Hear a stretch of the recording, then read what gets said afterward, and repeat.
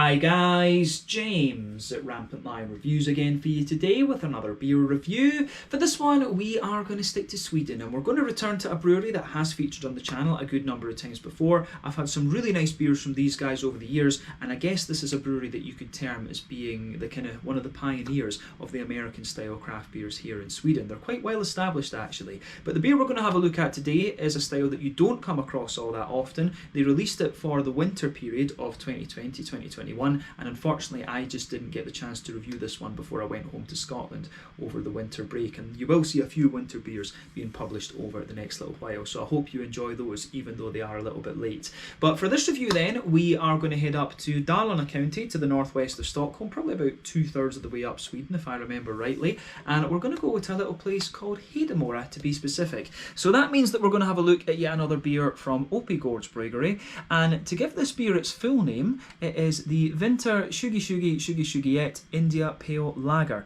So I'll need to check this one a little bit and see if we can shorten the name or exactly what it's called, or see exactly what it's called before I actually publish the video. But yeah, to put it concisely, this one comes in at 5.8% ABV and it's an IPL. So yeah, as I said, you don't find too many IPLs these days, but if done right, it can be a really interesting style. Essentially, it's made with a lager yeast, but it has the hopping of an IPA. So yeah, very, very curious to see how this one turns out. This was one of two winter beers that Oppigårds Bryggeri released for the winter period of 2020-2021. The other one was the Vinter Baltic Porter, so you'll see me review that in a few videos time. But very curious to see how this one turns out. The last beer that I had from Oppigårds Bryggeri was the Turbo Triple IPA, which was a big boozy beast of a thing. They released that in a half-litre bottle rather than one of these for some reason, which I thought was a little bit crazy. But yeah, they release new IPAs every so often that I always keep an eye out for. Quite recently they released a series of traditional beers as well, the Hedemora Pilsner, or was it the Hedemora Helles? I forget if it was Hedemora Pilsner or Helles. They also released a Dunkel, and unfortunately the file of that review corrupted, so I couldn't publish that one. And there's also been a Porter recently as well, and I think there was a Hefeweizen, which I never managed to get hold of. So yeah, definitely worth checking out some of those traditional beers, but probably the kind of classic beers from Oppigårds Bryggeri would be the Turbo Stout, the Turbo Double IPA, and then the New Sweden IPA. Make sure you check out those ones. The latter two that I mentioned, sorry, the two turbo beers, they would be kind of cult classic Swedish craft beers in my opinion, and then the New Sweden IPA is one of the kind of cult classic Swedish hazy IPAs that I would recommend you check out. But a very nice brewery. They've got a lot of really nice old school beers, and they are putting out some kind of new hazy IPAs and stuff like that recently as well. So yeah, always cool to return to these guys, and as I said earlier, I hope that you guys enjoy my take on this beer. Not a style that you come across every day these days. So yeah, let's see how we get on with this one then. So as always with my reviews, I'll tell you a little bit about the brewery before we taste the beer. If you want to get straight to the tasting, just fast forward.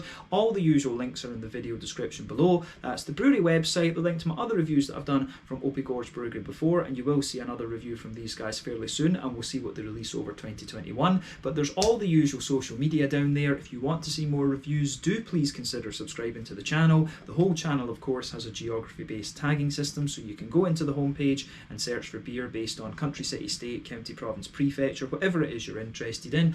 Do check out the playlists of beers from different countries. There is one there for all the Swedish beers that I've reviewed for you. That's constantly being added to, and as always, please do get in touch and let me know some of the other beers and breweries that you guys would like to see me review. It's always great to hear from you guys that are watching the videos, and the support that you show the channel is massively, massively appreciated. So anyway, on to my brewery notes then, to tell you a little bit about Oppigårds Bryggeri then. So Oppigårds Bryggeri, as I've told you before, was founded back in 2003 in Hedemora, which is to the northwest of Stockholm, quite close to Borlänge and Falun, if I'm pronouncing that rightly. Falun, of course, is the home of Sabaton, who are one of my favourite bands, so check those guys out if you don't know them already. But this brewery sits on the 250-year-old Falkström family farm, and the original brewery was in a small wooden building which was constructed back in 1896, and this space was originally used for the flax dressing workshop and also for their great-grandfather's metal smithing business as well. But all of the beers were originally brewed in this old building, but they also added a new malt house to that at one stage, and they've now got a brand new and very shiny brewery. I do want to get up there and have a look at it at some stage. But this brewery was founded back in 2003, as I said, by Björn Falkström, who basically wanted to revive his family farm and also to revive the old kind of traditional Swedish farmhouse ales. But these beers were the norm in Sweden until, you know, the kind of generic sort of lager beers just took over in the 1800s. And when these beers came in, that made the farmhouse beers largely unprofitable. So many farms just stopped brewing the beers. So this brewery became very, very popular, and it's allowed the Falkström family to continue to make their living on the farm as they've done since the 1700s. In the first year they produced only 8,000 litres of beer and sold it very locally, but these days they're producing well over 1 million litres of beer per year. They've got a new Italian brew kit at the brewery, and this means that their production capacity at maximum can be about 2.5 million litres of beer per year. I'm not sure exactly how much they're producing, but they are a mainstay within Systembolaget and things like that. Pretty much any Systembolaget that you go into, you will find a couple of Oppigårds beers in there, and I think, you know, they put their beers out to different restaurants and things. I'm not sure if you can get these in the likes of Finland or Norway or whatever, but yeah, a very well known Swedish craft brewery these days. But as of February 2021, when I'm filming this review for you, these guys have produced around 110 different kinds of beer. As I said to you, I would recommend the Turbo Stout, the Turbo Double IPA, and also the New Sweden IPA. Those are probably the three kind of classic beers that you'll get from these guys. But they are releasing new things fairly regularly, and they've got quite a few hazy New England IPAs and stuff like that these days. The Utan, I remember, was a really interesting one recently, and I think they've also still got the Norn Pale Ale as well, which is definitely worth checking out. But yeah, that's all I can really tell you about Oppigårds Bryggeri for the moment. I would love to get Björn Falkström on the channel for a Meet the Brewery segment at some stage, but like I say, Dalarna is somewhere that I do need to go and check out at some stage, but my dad is quite keen to go up to the north of Sweden and take a look around, so maybe that is something that we could do at some point. But yeah, to get Björn Falkström on the channel would be pretty cool actually for an interview. So yeah, as I say, that's all I can really tell you about Oppigårds Bryggeri for the moment. If you want to learn more about these guys, you can check out the brewery website, you can follow them on Facebook and Instagram to keep up to date with all the latest goings on, and you can of course check out the Rate Beer, Untappd and Beer Advocate pages to learn more about all of the different beers that these guys have done. So yeah, let's get on and actually have a taste of this beer then. So as I told you at the start of the video, this one is a 5.8% IPL. Tells you a little bit about the beer on the back here. So the malt base in this one is Pilsner malt and caramel malt, and the hops are Cascade, Citra and Mosaic. So Cascade, as we know, is the original Yakima Valley hop, about 8% alpha acid. It usually gives you a lovely kind of soft figgy type quality, but it can also give you a slightly stronger grapefruit. Citra, we know, again American, 14% alpha acid, lots of mangoes and tropical fruit complexities, and Mosaic is the newest of these three hops, and it gives you a lovely kind of soft tangerine-y sort of thing. Again, 13 to 14% alpha acid. But it says here, India Pale Lager en relativt ung ölstil med sitt ursprung under tidigt 2000-tal. So yeah, the IPL is a relatively young beer style with its roots in during the early 2000s. Som namnet antyder stilen en hybrid av lageröl och India Pale Ale. So as the name suggests, the style is a hybrid of lager beer and IPL. Kaljest med lageröljest men humlad lite in IPA. So basically it's cold yeast and lager yeast with but hopped like an IPA, and it also tells you a little bit about Oppigårds being an independent brewery in the farm in Dalarna as well. But yeah, one of the things that the touches always like on these beers is that you always get Björn Falkström's Björn Falkström's signature on these ones. So yeah, this looks pretty nice. But as you can see, there is the Oppigårds Bryggeri bottle cap on this one, and yeah, gives you everything that you'd expect. So 330 milliliter bottle, this one. I think I paid maybe about 30 Swedish kroners for this. So yeah, 30 Swedish kroners, €3, £2.50, probably about $3.50 American. So yeah, let's get this guy out and we'll get on with the tasting now. Curious to see what this beer has in store for us. 5.8% IPA, and I'll tell you straight away, you can smell some of the nice hoppy character on this beer as we open up. So let's get it out and into the glass. There we go. So yeah, I wish more breweries would have a go at some of these IPLs, because if they're done right, they can be like a really nice style of beer. Just checking the position and the wee viewfinder there. But yeah, it does actually smell like a kind of old school IPA or something just as you're pouring it. But as you can see, this beer has poured a lovely kind of rich dark yellowy, almost amberline in colour. You can see it's crystal clear, and the head on this beer is about 3/4 of a finger, and I would describe it as being slightly cream in colour. But yeah, 1 or 2 big bubbles sticking towards the side of the glass, a few little ones going up towards the bottom of the head there, but overall it does look very, very nice.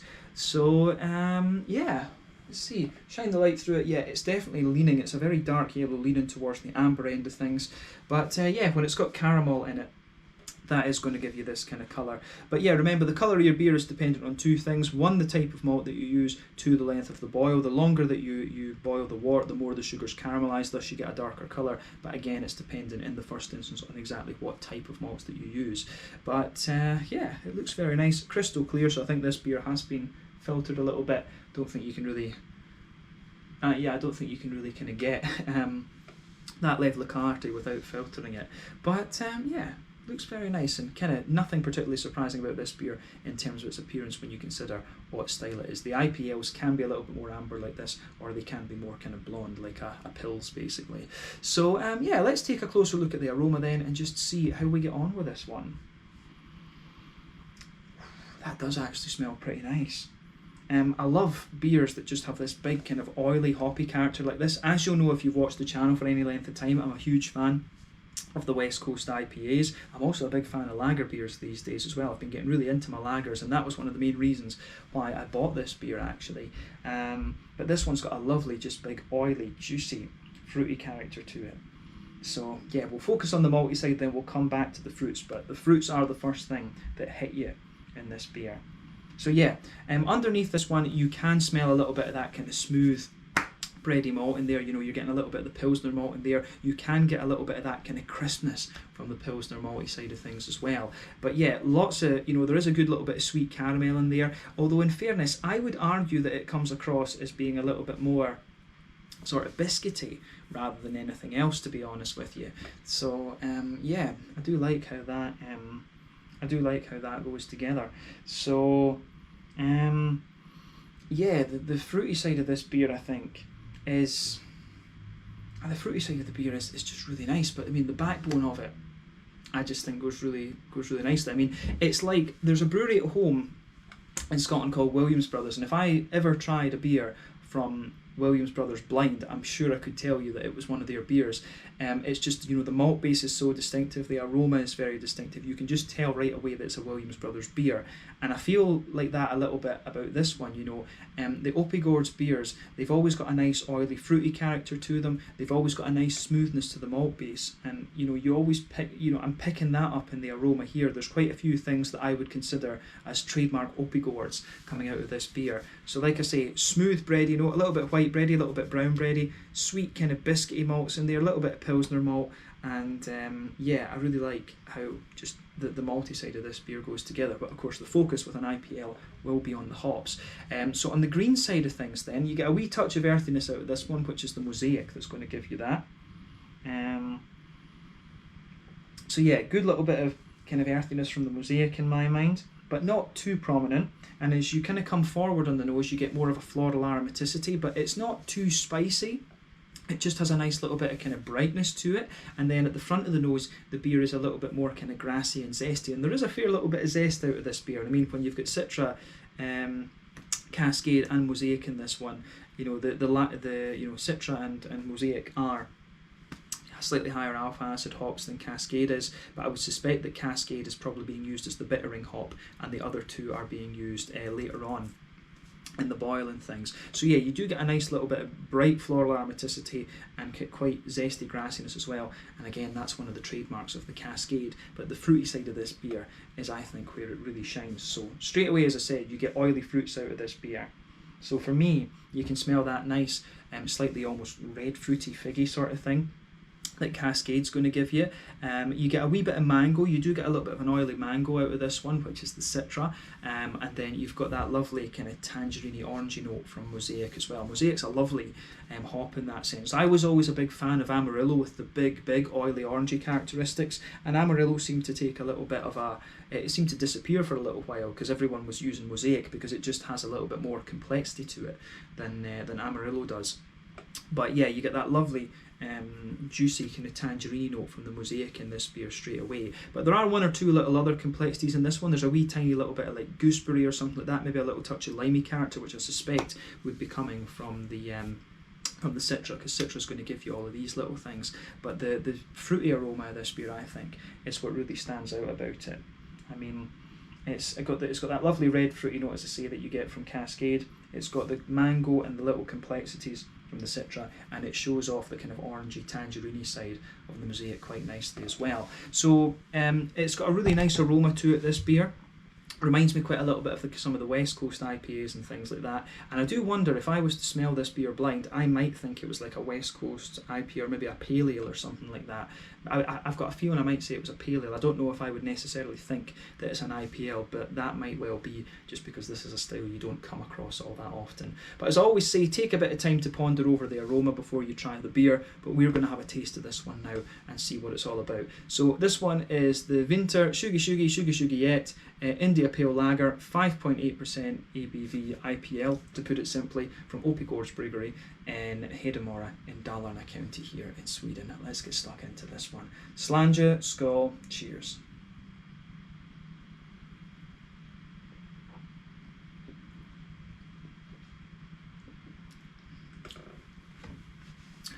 Yeah, took a little bit of air in the wrong way there. Nothing wrong with the beer. There we go. Yeah, always do that. Sometimes if you breathe too quickly after you take a gulp, you just get a wee bit of water down the wrong way, a wee bit of beer down the wrong way. But yeah, that's a solid beer. Is it the kind of craziest and you know, most punchy one you're going to get from Oppigårds? I wouldn't say so. This one is a lot more akin to the likes of, you know, their Golden Ale, the Amarillo. I'm trying to think what else they've had. I think they've got the regular lager as well. Still need to review some of those, come to think of it. But yeah, you know, this beer is, it's sort of along the lines of those, to be honest with you. This is one of their more kind of relaxed and easygoing ones. But the thing you always get with Oppigårds though is that these beers, they're sort of like the more old school drinkable beers, if you like. They've got that big oily character that everyone was into in, you know, the 2012, 2013, you know, between 2012 and about 2015 or so. That's what I like about Oppigårds. To me, they're quite an old school brewery in this way. They've got that big oily mouthfeel and stuff that I really like, and that's probably why I like this beer so much, because it's just a nice big oily, lager beer. This.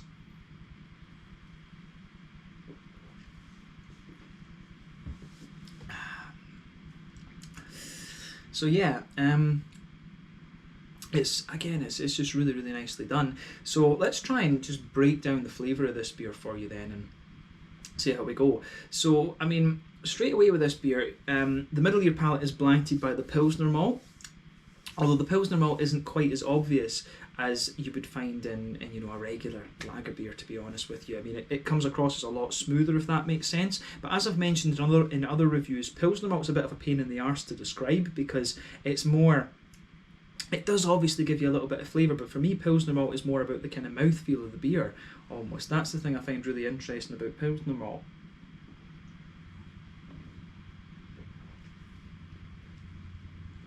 So yeah, the Pilsner malt in this beer, it comes across as really smooth and a little bit more oily, but then again, remember, you've got the caramel in here as well. But straight away with this beer, in the middle third of your palate, you can feel a little bit of a kind of smooth and quite condensed bready sort of thing just blanket in the middle of your tongue.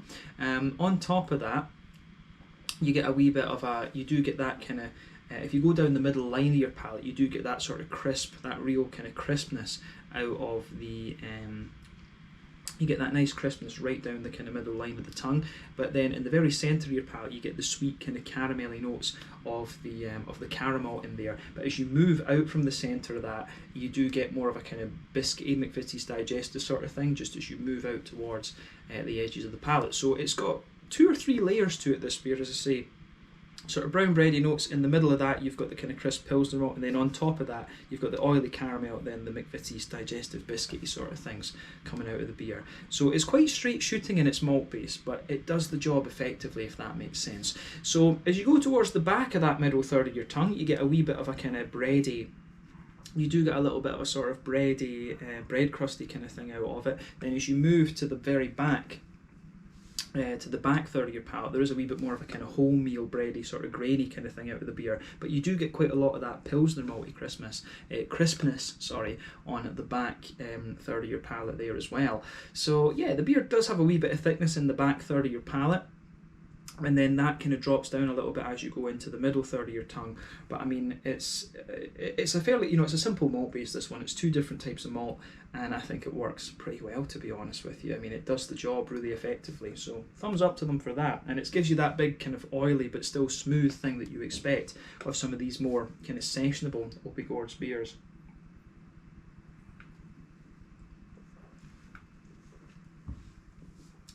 So yeah, in terms of the hoppy side of things then, in the back corners of the palate there is a teeny little bit of earthiness to this one, and I think that'll be Mosaic that's giving you that. But as you move further forward, it develops a little bit of herbal quality, but then quite quickly it becomes more sort of floral and aromatic in a sense. So you do get a bit of that nice kind of resonating floral aromaticity. As I said to you, I suspect that the Cascade will be the bittering hop in this one. Remember, when it comes to bittering these beers, if you want more bitterness, you add the hops earlier on during the wort boil, and then as you kind of progressively go along through the wort boil, you get a trade-off between bitterness in favour of in favour of flavour and aroma profile. So you get quite a little bit of that out of this beer. So I suspect that Cascade has been used as the early addition hop, and the Citron Mosaic have been added a little bit later on. So yeah, around the front curve of the palate you get a little bit of a kind of lighter grassiness coming out of the beer, and yeah, I do like how that goes together. Definitely nice big, just oily, drinkable, quite sessionable beer this, although at 5.8% there's probably an argument to be had there about whether it's sessionable or not. So yeah, I don't know if I would pick up that this was a lager beer, to be honest with you, because of how oily it is. But remember, the basic definition of a lager is that it's cold temperature fermentation, 10 to 12 degrees, bottom fermenting yeast, and there's lots of different types of lager beers, in fairness. So that's definitely something to consider. But this beer has the sort of oiliness and sweetness that you might expect of, say, a Märzen, a German Märzen, or perhaps a Czech Letzak probably. So yeah.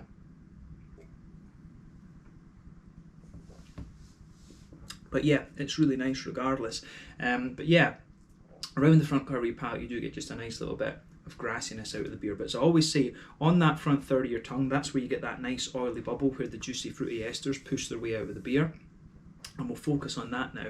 So if you go to that border region between the middle third and back third of your palate, you do get a wee bit of a kind of bread crusty note there again. You can feel at the back of that front third of your tongue there's a wee bit of a more kind of concentrated citrus, and you've got a nice little bit of a kind of Pilsner malty sort of crispness just kind of sitting underneath the fruity side of this beer. But yeah, at the back of that front third of your palate you've got a wee bit of a kind of stronger citrus, like I said, and as you move further forward you can feel those you can feel a mixture of the sort of figgy note from the Cascade, but you also get the more kind of oily mango-y note from the Citra there as well. But on the front half of that front third of your tongue, for me, that's all about the kind of tangerine oranges of the Mosaic, actually. So it's quite interesting how it makes that divide. Soft kind of red fruits, a little bit of mango on the back half, and then in the front half of that front third, you get the more sort of juicy tangerine sort of things. So yeah, I like how that goes together, actually.